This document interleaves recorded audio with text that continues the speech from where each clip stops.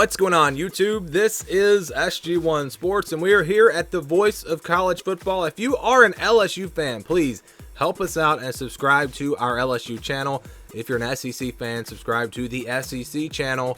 We're going to give you a projected record here for LSU.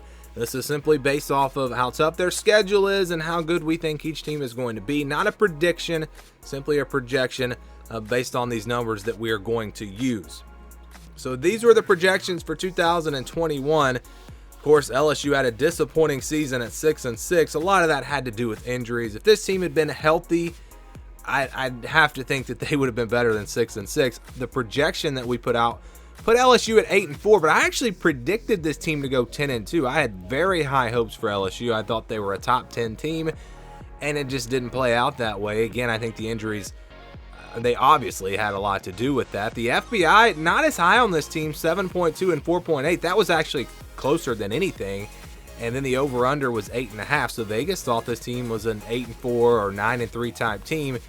And again, they did finish 6-6. So the projection at 8-4 seemed low to me last year, but it wound up being actually a little bit high. So this is a schedule again, and this is the scale that we will be using.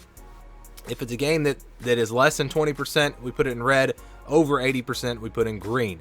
20 to 29%, 71 to 80%. These are the games where I think the spread is going to be about a touchdown, 6, 7, 8 points somewhere in there. Then you've got your 30 to 39% games, 61 to 70%. Those are the games where I think the spread is going to be double digits, 10 to 14 points somewhere in there. And then you got your 50-50 games in that 40 to 60% range. Those are games where I think the spread will be 2, 3, 4 points somewhere in that range. So the easy wins for LSU, I think you've got 3 of them: Southern, New Mexico, and UAB. UAB won't be an easy win. That's going to be closer to 80% than it is to 100%. But I do think LSU is going to be favored in this game by 17 to 20 points somewhere in there. So it's enough to put that in the green. So you've got 3 wins that you should be able to get. Not guaranteed wins, but I mean, Southern and New Mexico are basically guaranteed wins. UAB, a game where LSU is going to be favored by a lot. Then we go to the games where, actually just one of these games where I think they're going to be a big underdog. That's against Alabama. I do expect them to be double-digit underdogs in this game. Even though it is at LSU, this Alabama team I think is just going to be really, really good this year. And, LSU is a tough team to project because we don't know. Are they going to be near that top tier of the SEC West? Are they going to be at the bottom again? Are they going to be kind of in the middle? I'm kind of grouping all the teams. I've got Alabama at the top, then Texas A&M a little bit lower, and then I'm pretty much grouping the rest of those teams together because there are just so many unknowns. And with LSU, it's a new coaching staff, a lot of transfers coming in. So it's hard to do a projection like this. It's hard to do a prediction, but we're going to give it our best shot here. And again, I don't see LSU being a team that's going to be capable of beating Alabama. It'll take a lot, but you never know. Again, in Death Valley, anything could happen.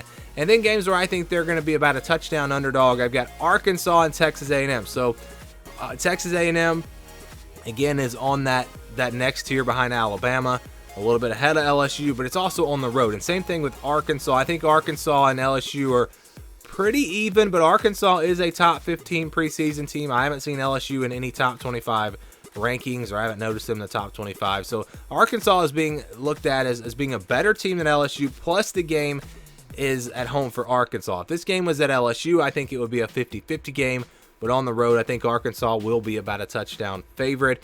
So you have 3 games where I think LSU will be an underdog. Some of the other games, they might be a slight underdog, 3 or 4 points, but we're talking about a touchdown underdog or more. I think they'll have 3 of those games.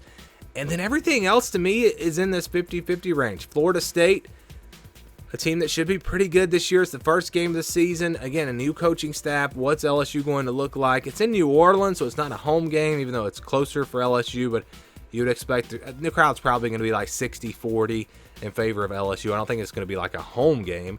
Then you have Mississippi State, who's played LSU tough as of late. The game is at home.